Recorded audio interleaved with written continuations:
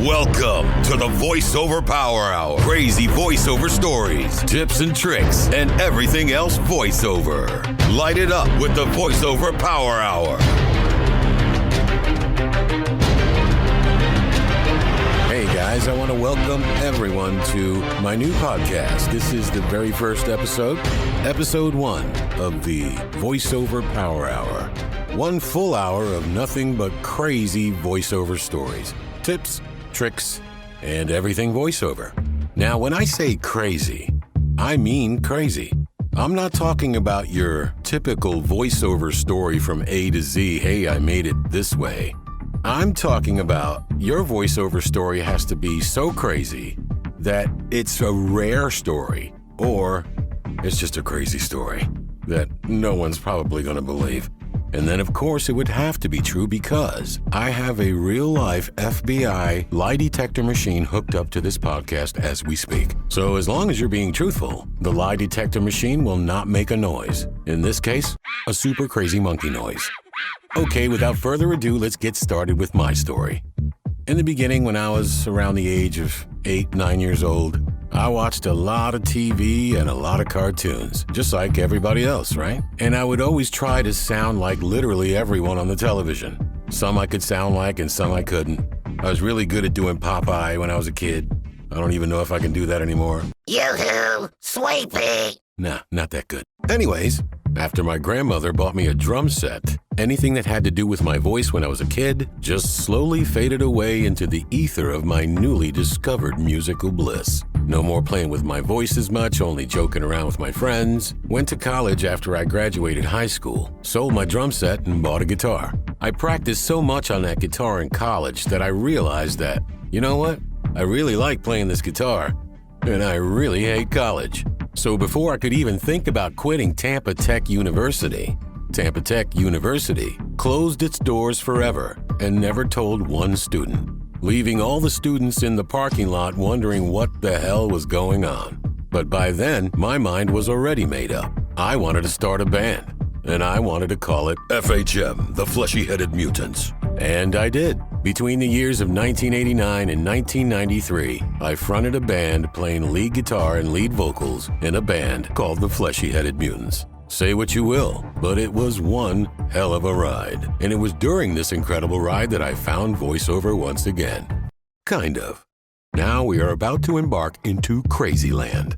Our band always had a good thing going with some of the club owners in Florida, so it never dawned onto us that things would end up the way it did. If we were the headlining band that night, we would of course have to do sound checks before the show, and it was during these sound checks that I would just go completely crazy with my vocal capabilities while testing the mics. During these mic checks, I would do trailer voices and characters and stuff like that, while in the background, the club owner, unknown to us, was writing copy for me to read on stage during sound checks, while the sound man would record the copy that he wrote for me to read as a sound check. Later on in the week, as we're driving down the road, I would hear my voice on the radio, not knowing that the club owner would literally sell my voice to the radio station and in an advertisement for my band and other bands at his club. And in return, he would give us a bar tab. Not knowing what voiceover was or if voiceover was a career or anything,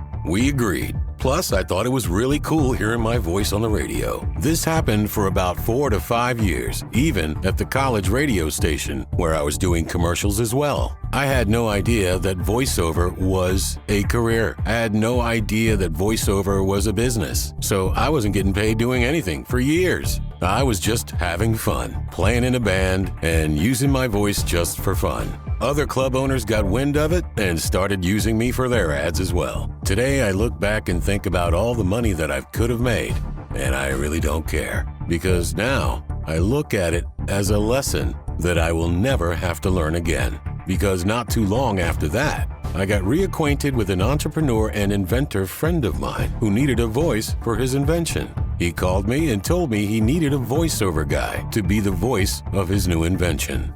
But he kept saying the words, voice actor, as if I knew what the hell he was talking about. And I really didn't. I had no idea what a voice actor was what a voice actor did, or if voice acting was a business or career.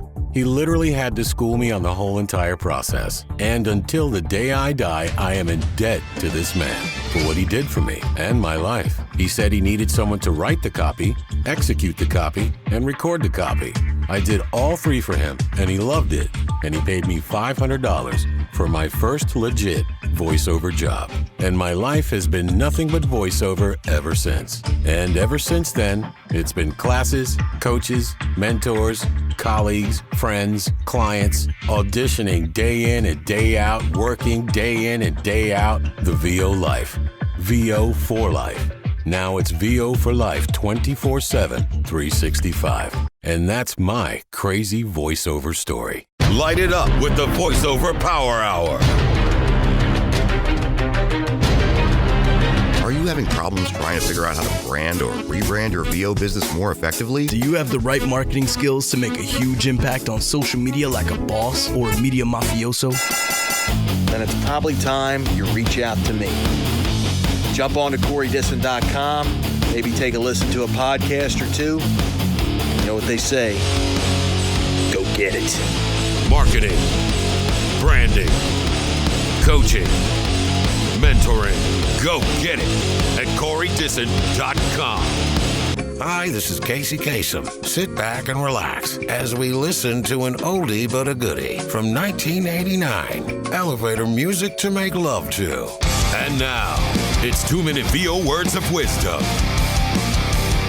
My first guest of the first episode of VoiceOver Power Hour is an in-demand TV promo voice, currently being showcased on the CW shows Supergirl, Charmed, and DC's Legends of Tomorrow. He's also featured as the movie trailer voice of Paramount Network, the voice of NHL on NBC, as well as on camera on the CBS show NFL Monday Quarterback. He's also the commercial voice of the Texas Rangers, Tampa Bay Lightning, the Professional Bull Riders Tour, and his website can be found at writervo.com. Giving us his 2-minute VO words of wisdom, my friend, the amazing Mark Ryder. All right, here we go. Words of wisdom in less than 2 minutes, which, by the way, is a tough challenge for a guy who loves to talk like me. I feel like there is too much talk in the VO world about demos and equipment, and not enough talk about what I think is the most important thing, auditioning. So I just want to lay some reality on you, or at least my reality and my experience. Just in 2019, I did roughly 3,132 auditions. And of the hundreds of bookings that I ended up scoring by the grace of God, guess how many of them were off of my demo? The answer is 1. Maybe 2. I'm not 100% sure about that one, but definitely not more than 2. Which is why I don't put a lot of energy into anything besides coaching, auditioning, and performing, then repeating. Because I know that ultimately it's what I do in that audition that's going to be the difference maker in my pot of gold at the end of the month. So all I'm trying to say is, don't make the mistake of thinking that if you put all your eggs in that one basket, that's going to be it. Well, I did this demo, or I got this shiny new microphone, and now everything's going to change. Because it's not. Until you get better in the batter's box of voiceover, which is auditioning. 12 or more times a day for year after year after year. So be patient, be smart, and put as much energy as you can on the almighty audition. And that is Ryder's 2 minutes of wisdom.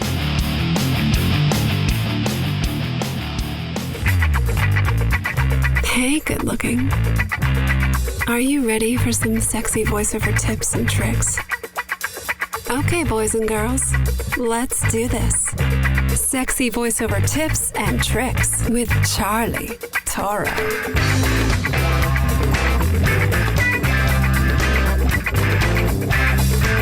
Oh, yeah. What we got right here, baby, is what we call in the industry a waveform. Oh, yeah, baby, it's sexy. Look at it. Ooh, that is so sexy. gets me all hot and bothered because it's so beautiful. You got that right, baby. You got that right, baby. You took the words right out of my mouth. You want to know what's so beautiful about this waveform, baby? Because the frequency you're looking at, baby, is just like the motion of the ocean. Sexy. Oh, yeah, that's sexy. That's real sexy. You got that right, baby. Sexier than a mother... Shut your mouth. All right, baby. I got you, baby. I got you. Shut your mouth. Now, on closer inspection to this waveform, we see there's a little anomaly. And it looks like a click here and a pop there. And that's not sexy at all. So now, we're gonna make it sexy. Right, baby? You got that right, baby. Oh, yeah. You know what I'm talking about, baby. Sexy. First things first, baby. Let's widen up the wave file a bit. Oh, that's sexy. That is sexy. Now, let's listen to the natural and unsexiness of this wave file. I'm on those Domino's biscuits, a feeling me bony belly. Viewer discretion is advised. I'm on those Domino's biscuits, a feeling me bony belly. Viewer discretion is advised. Oh, that's not sexy at all. Did you notice what I noticed, baby? There was some unsexy clicking and popping of the P's. We like to call plosives with the P's. That need some fixing, baby, because that ain't sexy. And it's not sexy when you clicking either, baby. You got that right, baby. Now that the waveform has been widened, you can actually see this anomaly. When you hear the anomalies, you can most likely be able to see them right after you hear them, like so. Check the sexiness out right here. You see this little squiggly looking anomaly right here? That's an unsexy and unsavory anomaly. Now let me play the track for you one more time so you see what I'm saying. You'll be able to hear it before you see it. So next time you go into edit, baby, you can go real deep. Oh, yeah, that's right, baby. You know. Sexy. Ah, you said it. I didn't, baby.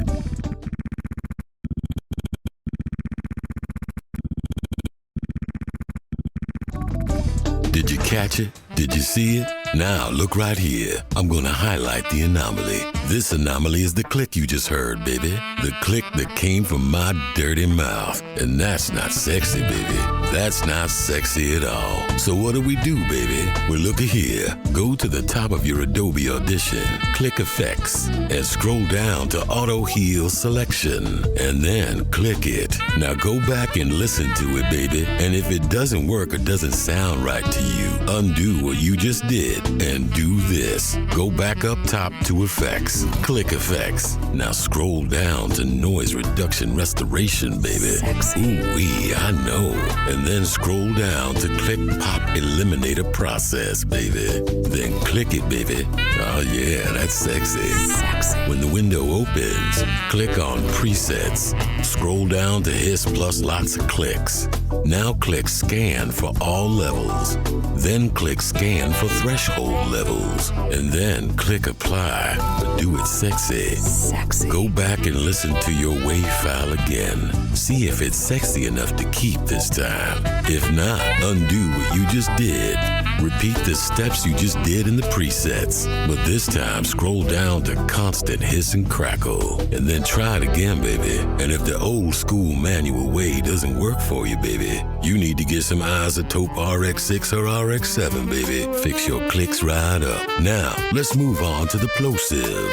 See this beautiful waveform we were just talking about and fixing the clicks on? Let's make these plosives sexy, sugar. Okay, here we go. Let's widen that waveform one more time. Make it wide. Oh, that's sexy. That's sexy, baby. Shut your mouth. Okay, now let's listen to this unsexy wave file. I'm on those Domino's biscuits, a feeling me bony belly. Viewer discretion is advised. I'm on those Domino's biscuits, a feeling me bony belly. Now you hear that, P? You hear that, P, being all unsexy as can be? We don't take kindly to plosives, baby. You got that right, baby. So pay attention, baby, because this is how we're gonna make it sexy. Sexy. Highlight your plosive like this. Yeah, baby, just a tip, just a tip. Oh, yeah. Now that's sexy. Go to the top of Adobe Audition, baby. Click on Effects. Scroll down to Filter and EQ. Now, baby, click on FFT Filter. When the window opens up, baby, go to presets. Then go ahead and click on Kill the Mic Rumble, baby. Then click Apply. Your plosive, baby, is now sexy. That is sexy. Sugar, baby, I hope you like these tips and tricks. I hope you come back and see me sometime, baby. We'll do some more VO sexy tips and tricks at another time. Stay sexy, baby. Oh, yeah. Shut your mouth. Hey, this is Ray Romano. And this is Brad Garrett. Holy crap! And this is 2-Minute Words of Wisdom. My next guest on the Voiceover Power Hour has been on the scene for quite a while. He's a bilingual voice talent, and his career spans from Broadway and beyond. His clients include McDonald's, Giorgio Armani, Yves Saint Laurent, Jackson Hewitt, the automotive industry, and many, many more. Throughout the years, he's voiced e-learning training modules, video games, anime cartoons, and he also hosts 2 different voiceover podcasts. Get more with MOREIRA podcast and On the Stoop podcast. His website can be found at RobbMoreiraVO.com. Giving his 2-minute VO words of wisdom is my bro Chacho, Rob Moreira. What's up, everybody? Rob Moreira, the VO Hustler, here with a quick tip. Diversification. If you out there and you hustling and you slinging your brand around, you got to diversify, my people. You got to stay up to the trends and what's going down, be it socials, be it hashtags, be it the challenges, whatever the case may be. You want to get as many eyes on you as influencers are. Now, I'm not trying to say that you need to modify what your job is to become said influencer. Nah, I'm just saying that you should be hustling for your game and you should be getting eyes on your content. Go out there, create some content, be somebody that people remember, create hashtags for yourself, create a slogan for yourself, create a tag, whatever the case may be. Create something. Go out there and build a brand. It doesn't mean that you just get a logo and you get to sit pretty and let it happen. Nah. Don't work like that. You got to go out there and you got to take that brand and you got to build that brand. You got to take that logo. You got to make it mean something. I call myself the VO Hustler, but people believe that now. They believe the VO Hustler name because I'm out in these streets and I'm hustling for my work. I'm putting my content out there. People know who I am. People know I'm about it. So diversification is my tip. You need to take some time and figure out how you can change up your game today.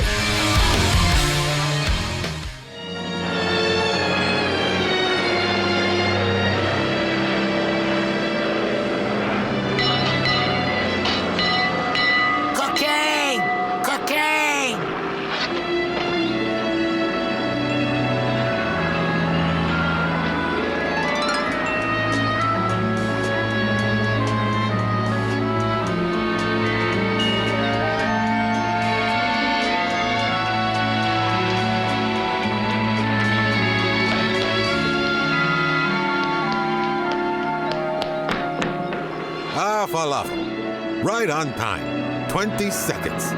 They all whistle. I don't like it, the smell. Hey, Tattoo. Why don't you ask them about $50,000 for a 5-night stay at Fantasy Island? Huh? Oh, you see? Learn from others. Hi, boss. Little weirdo. Bye-bye, birdie. You push and you pull it. Boom! Thanks for bowl of sausages. Come on, Tattoo, let's play catch and pick up the cocaine. Based out of the Midwest, my next guest is a bilingual voice actor, best known for her extreme vocal range, and she sings. She's done some great work over the years voicing characters for video games from Hasbro, PBS, Disney, and commercials for Microsoft, IBM, Coca-Cola, and more. She's also recently broken into trailer and promo work. When not doing VO, she says she's a movie nerd, wine buff, and a foodie. Well, that's close to my heart and my gut. Her website and can be found at HearMelissa.com. Giving her 2-minute VO words of wisdom is the gorgeous and multi-talented Melissa Medina.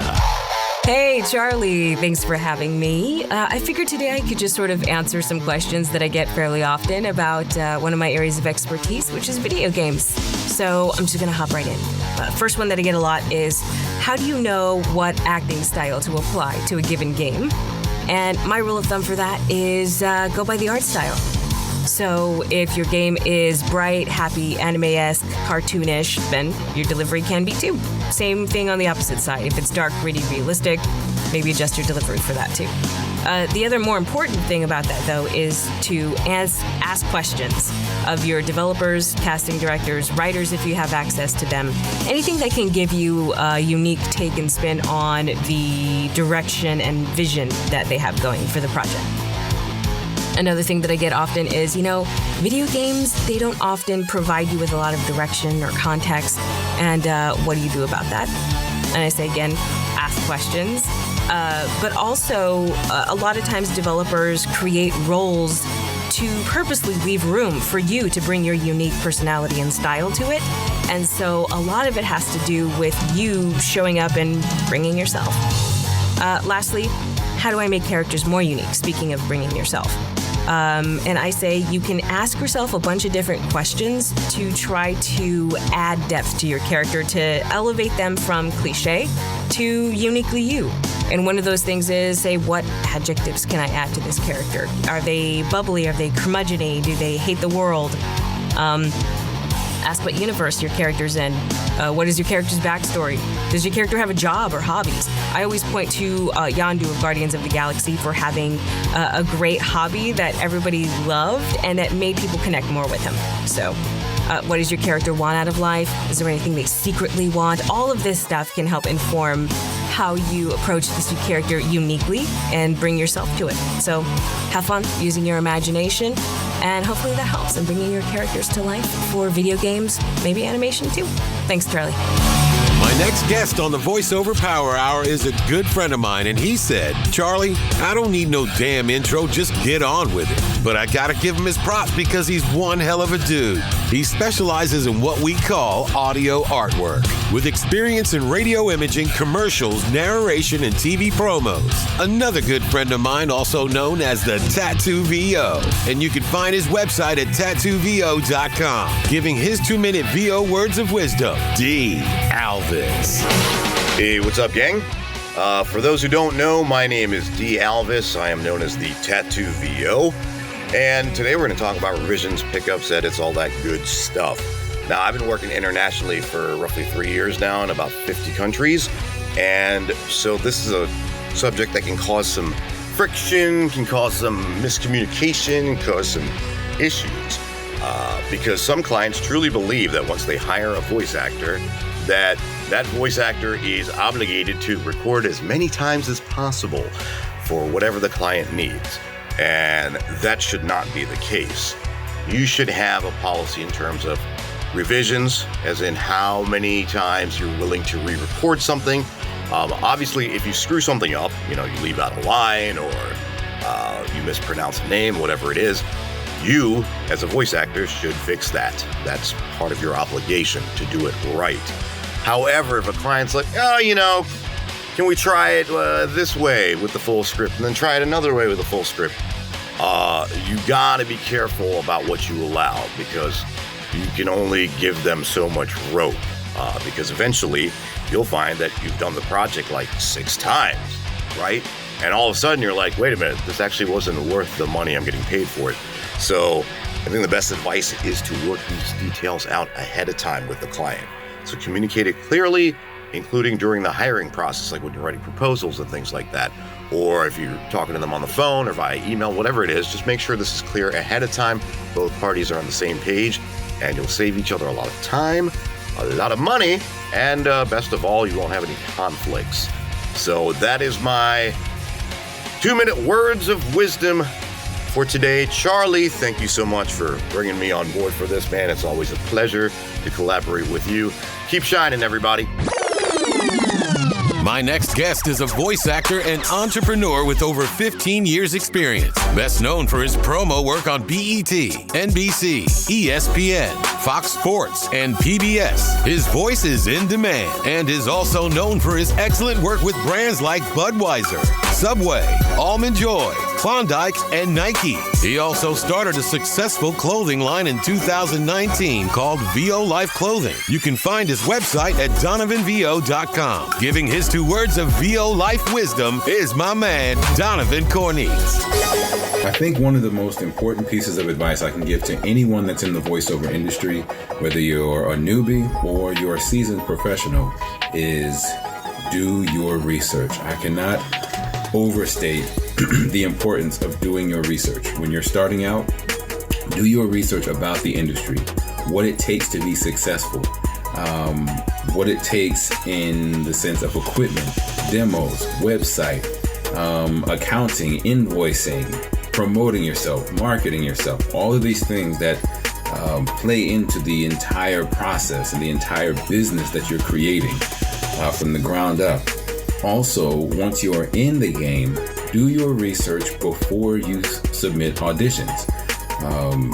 You should have some research and knowledge about the product or company or service that you're auditioning for. For example, if you're doing an audition for a certain network, make sure you research how that network says their name. ESPN says their name differently than CNN or differently than ABC or different than Comedy Central.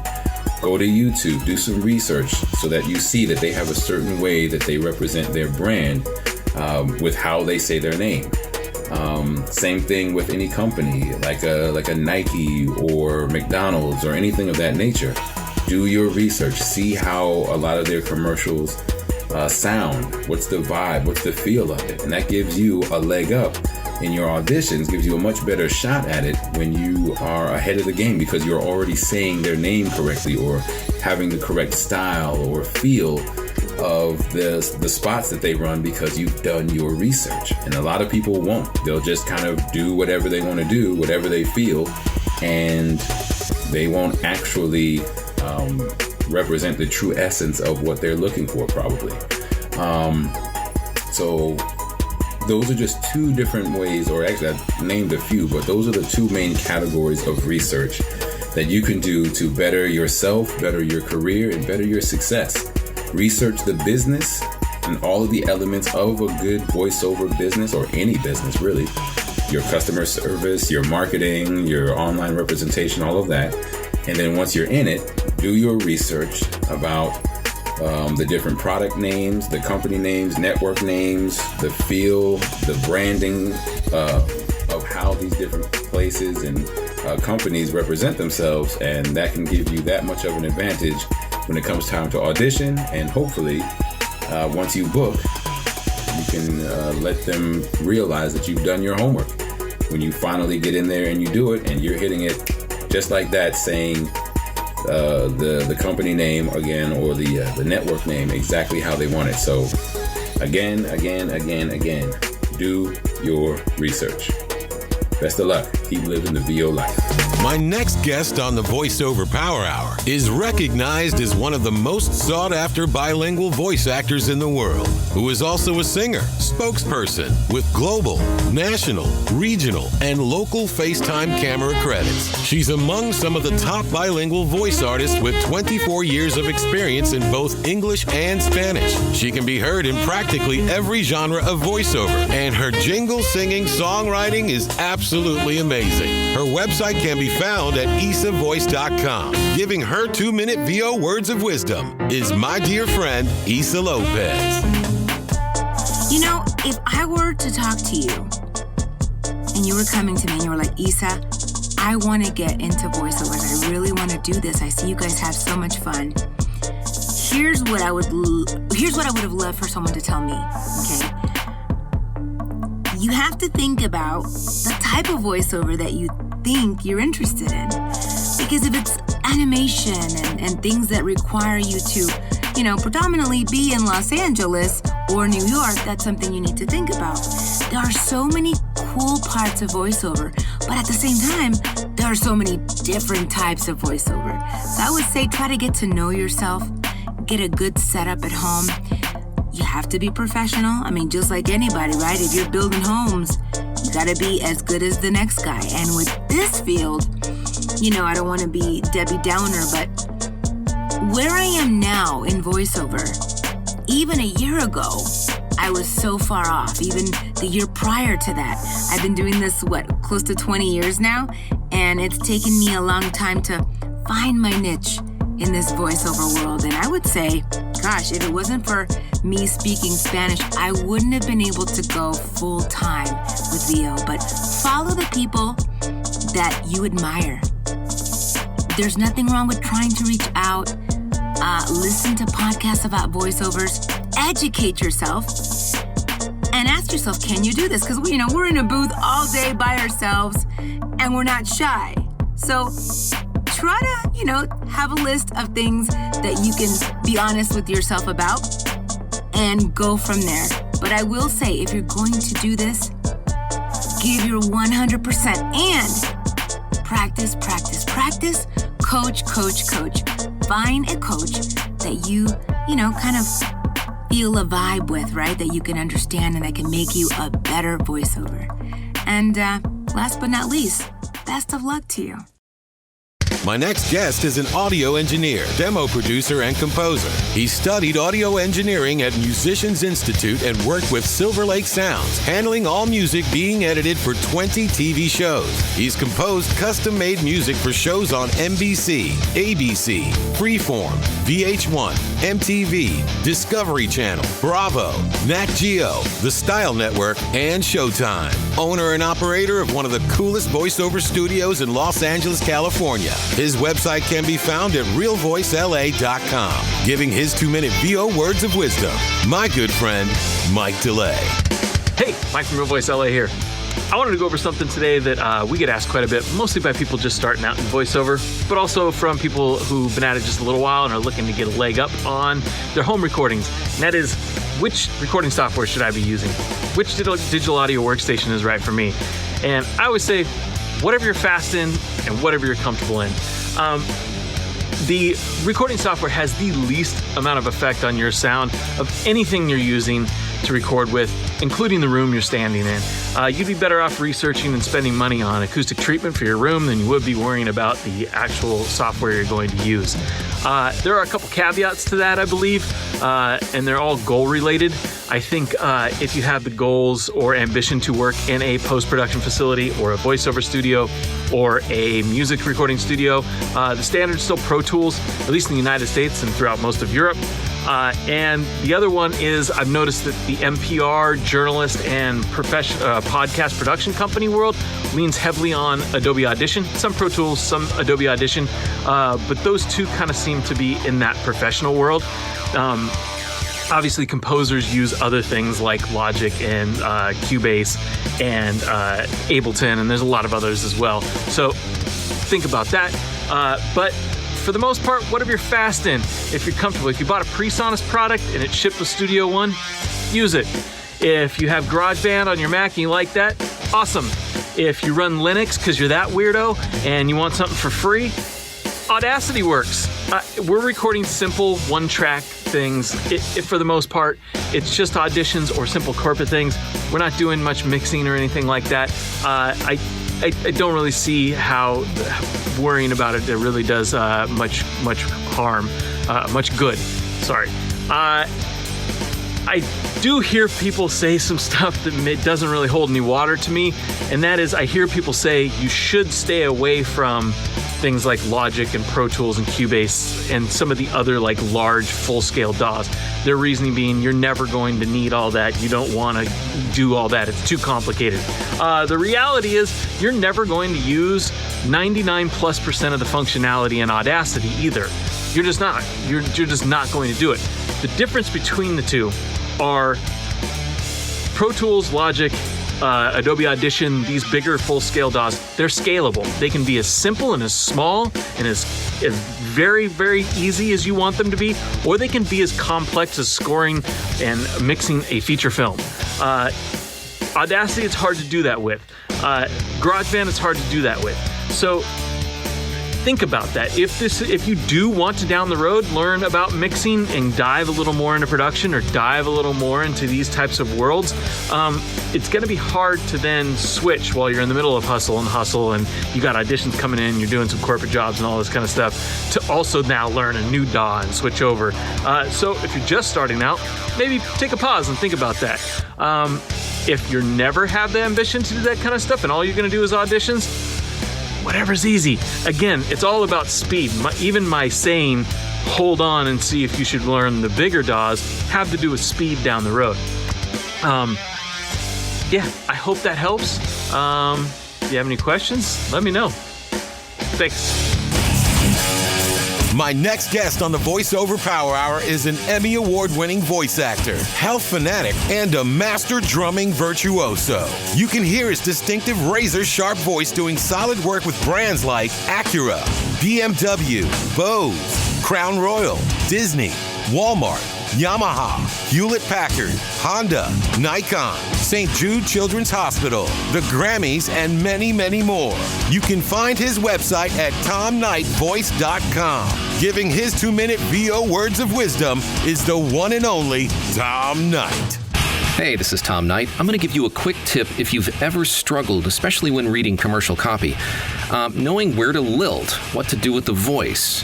The thing about commercial copy is you're supposed to sound real and natural.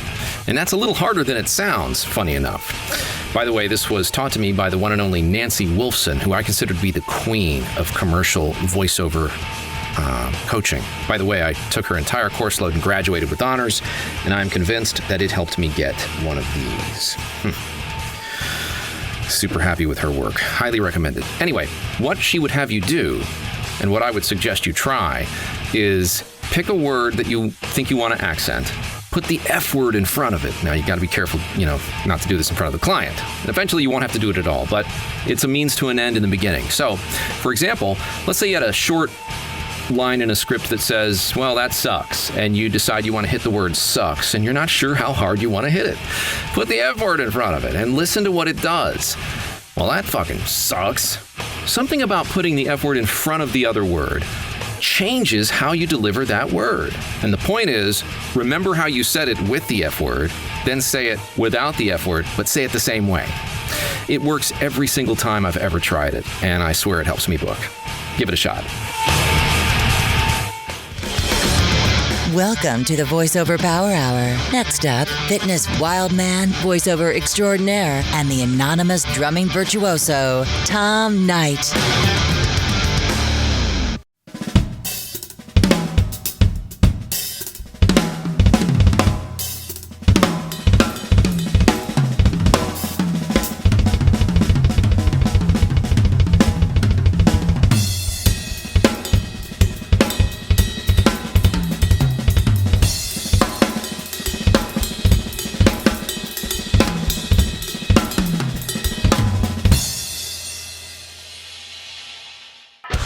Over the past 2 decades, my next guest has been a staple of the Ford Motor Company brand, with a style that ranges from hyper-masculine to quirky character acting and smooth-down home narration. He's lent his voice to clients including Gillette, SeaWorld, Discovery Channel, Power Block TV, Kennedy Space Center, and countless radio and TV stations. His website can be found at JeffBellVoiceover.com. Giving his 2-minute words of wisdom, a guy who really knows how to rock the mic, Jeff Bell. So Charlie asked me to drop some knowledge on you about automotive stuff, so I thought I'd give you some tips on reading a disclaimer.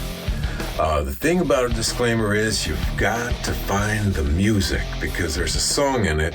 You just got to figure out where it is and where to breathe.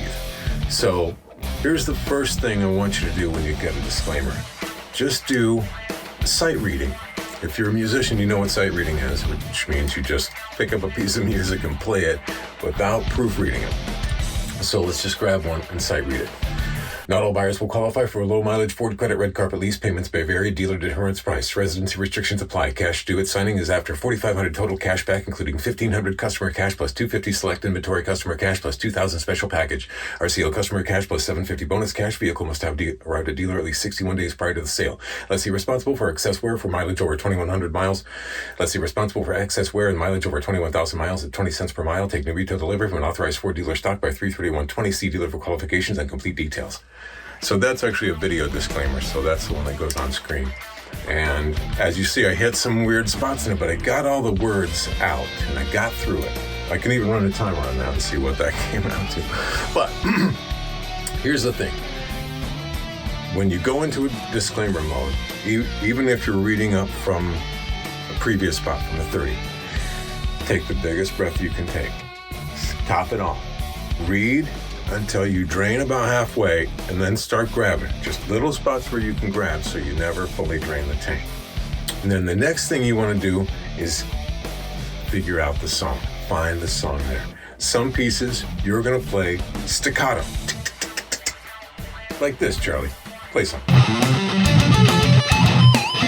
Some segments you'll play legato, where you'll string them all together. Vehicle must have arrived at dealer date. Take new retail delivery from a Ford dealer stock. That kind of thing where you're running it all together. Legato. Play something legato, Charlie.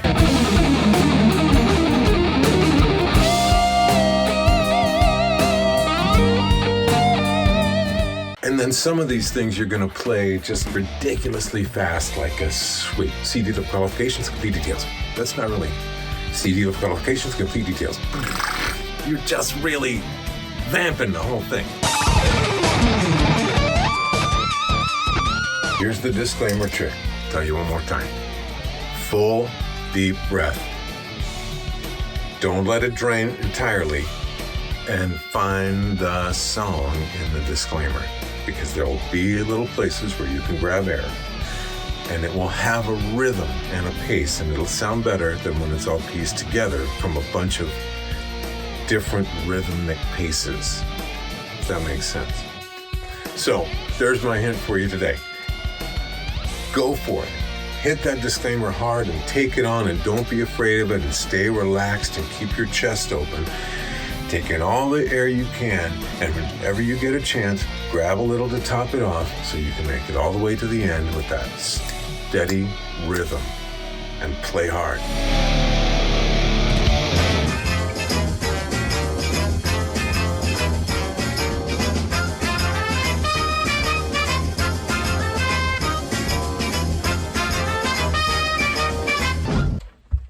Hey, Charlie.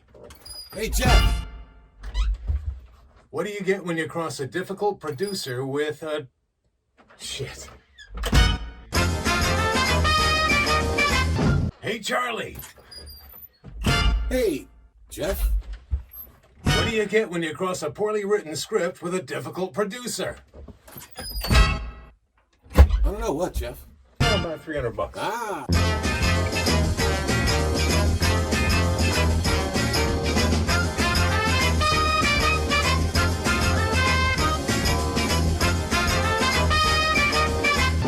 Sometimes in this game of VO, no matter how much you audition, how much training you have, you just don't book as much. And in those situations, my advice is the same.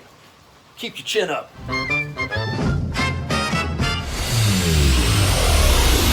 My next guest is the undisputed heavyweight champion of content, broadcast production executive, a man who has impacted over 100,000 unique voiceover projects over the last 25 years. A social media managing mafioso, entrepreneur, motivator, coach, mentor, and just a true inspiration to a lot of people in the voiceover industry, including myself. You can find his website at CoreyDissin.com, giving his 2-minute VO words of wisdom, the Big Daddy Don of La Vosa Nostra, and my good friend, Corey Dissin. Charlie, my brother, how are you, my friend? I appreciate you allowing me to be a part of the Power Hour podcast. And let me share a couple of minutes of what I hope will be wisdom as it applies to your marketing. So listen, I've been doing this job function, marketing for voiceover talent, for nearly 30 years, spanning into almost 4 decades.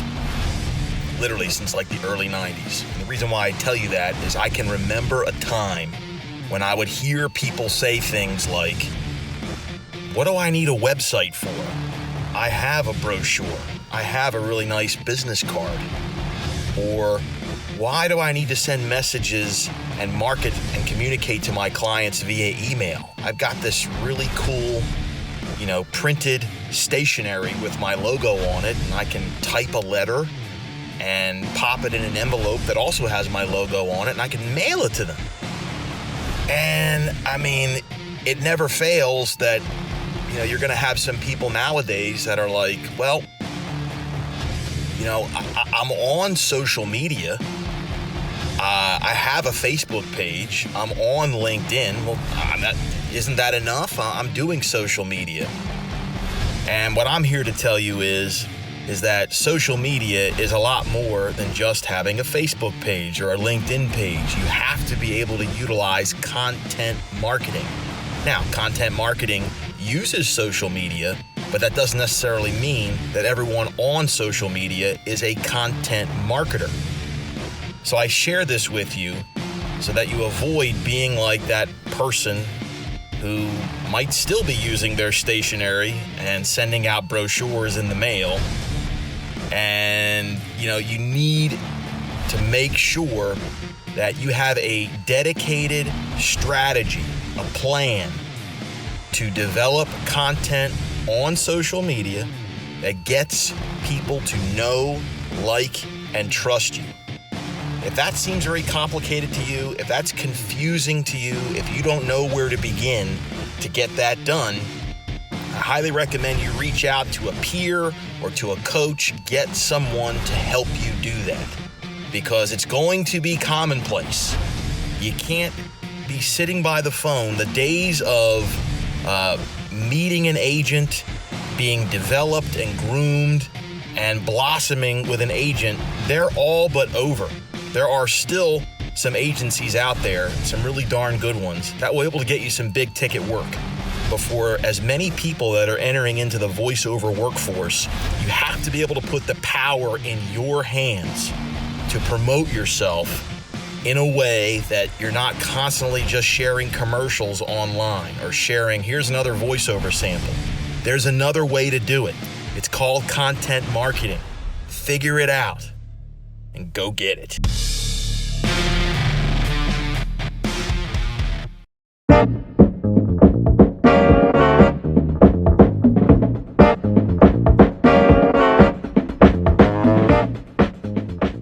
I've been getting a lot of questions on how I can get my voice to cut through the music when I create my crazy little practice trailers that I do.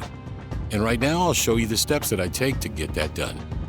And what I do is try to record myself pretty much every day doing trailer or making up a trailer so I can record it and put it on deck. So if somebody asks me, hey, Charlie, can you do this kind of trailer for me? I go back and listen to what I did, and then it gives me an idea of what I need to do, sometimes. So let's go ahead and get started with a trailer from the 1970s. Old trailer. Everybody knows it. It's from a movie called Mickey. They never expected a family vacation to end so horribly. They never expected a ride to become so tangibly real. This summer, a big-eared mouse is out of control. Mickey. Disney World Massacre! Rated what the... Okay, let's get to it. Here's the WAV file that I just recorded.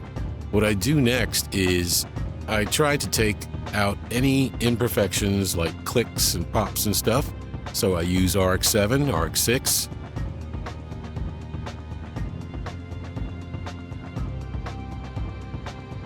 And then after that, what I do is I use the API 560 in my effects for EQ. And then I go back into effects, amplitude compression, normalize at -3. They never expected a family vacation to end so horribly. They never expected a ride to become so tangibly real. This summer, A big-eared mouse is out of control.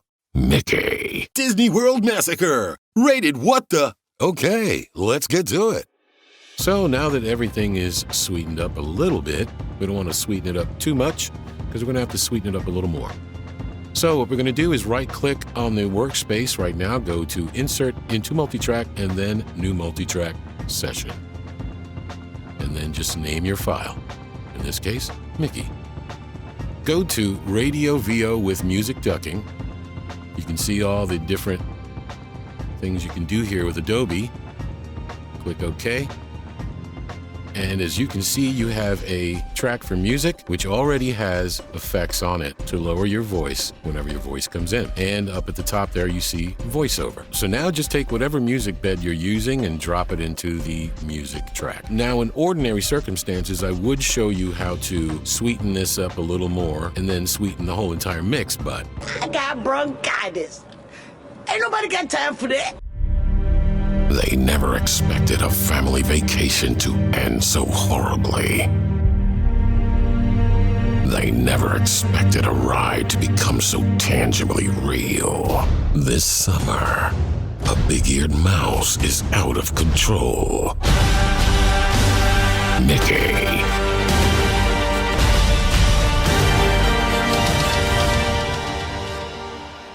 And there you have it. My next guest on the VoiceOver Power Hour is a really cool guy, an absolute professional, gaining mega momentum in this game with his impressive body of work. In addition to voicing many commercials for major brands and being the announcer for Match Game on ABC, hosted by Alec Baldwin, this guy has been the promo voice for The Mandalorian on Disney+, Sunday Night Baseball on ESPN, and FX on Hulu. He is also a narrator for National Geographic Channel, and he is currently represented by Access Talent, SBV Talent, and ACM. His website can be found at stevefrenchvo.com. Giving his 2-minute VO words of wisdom is my friend Steve French. Some advice I wanted to give to my fellow voice actors, especially those just starting out, is speaking from the point of view of mainly a promo voice guy. Get your technical house in order because the promo world moves really, really fast. And when a client is ready to go, they are ready to go yesterday. So you need to be able to offer them the connectivity options that they require. And it could be different. Every time you get a different promo campaign, they may want to connect in entirely different ways. I've had clients who want to connect over Source Connect, over IPDTL, who want to do a phone patch and listen in, or who just send me the script and they say, get it back to us as fast as you can. I sometimes get scripts sent to me by text message by my manager. So it can happen any way. And it's important for you to know that although there are incredible ISDN replacement services out there, Source Connect and IPDTL are fabulous. They also take a little bit of understanding and knowing if your computer system has the proper system requirements, if the hardware is compatible. Some of the audio interfaces out there do not work with these different services. There are also different router settings that you might need to take care of.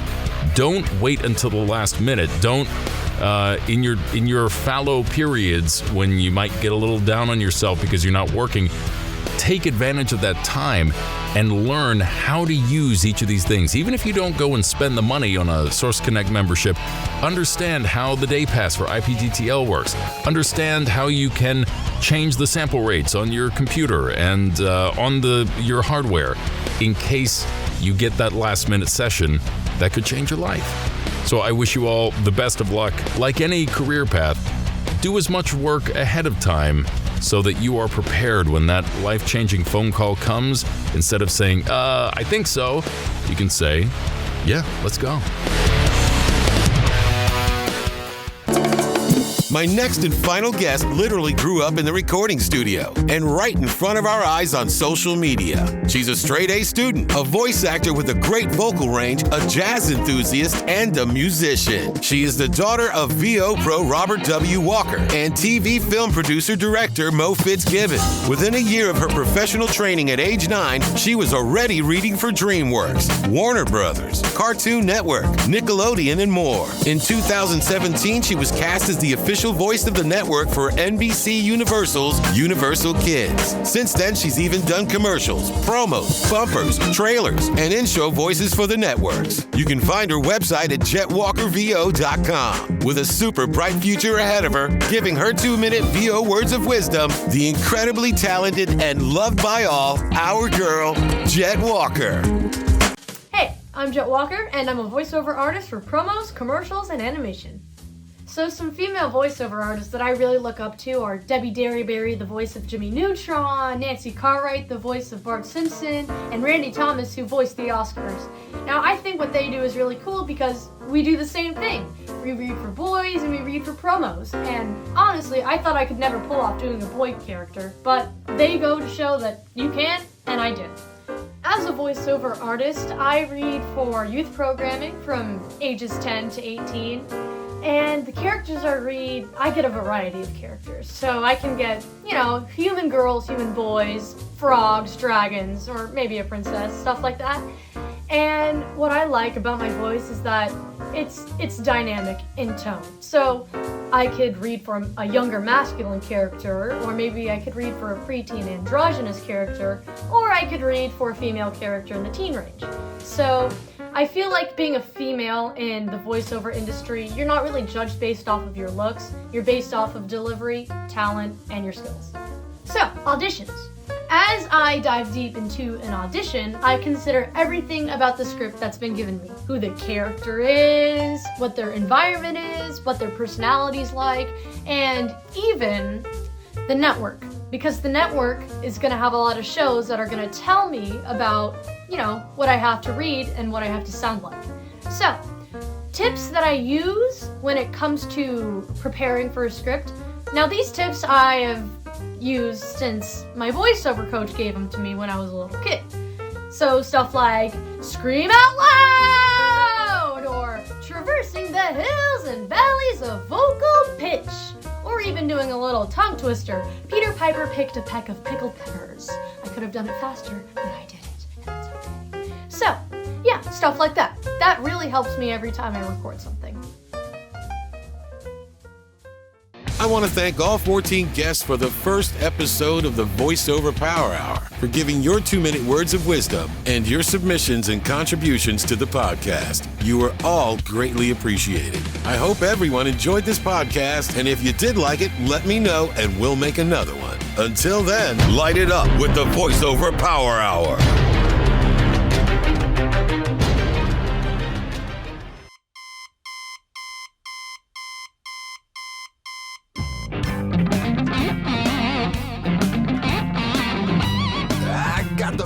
Industry blues. Do auditions without my shoes.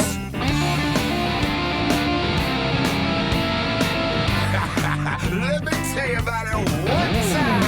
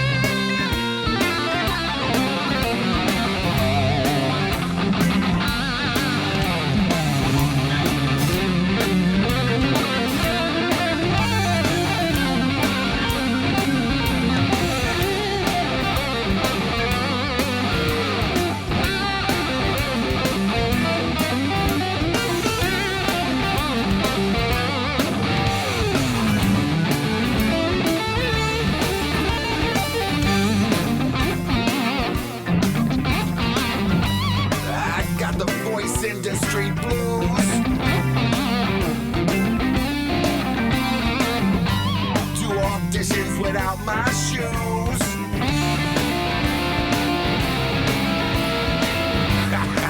Let me tell you about it.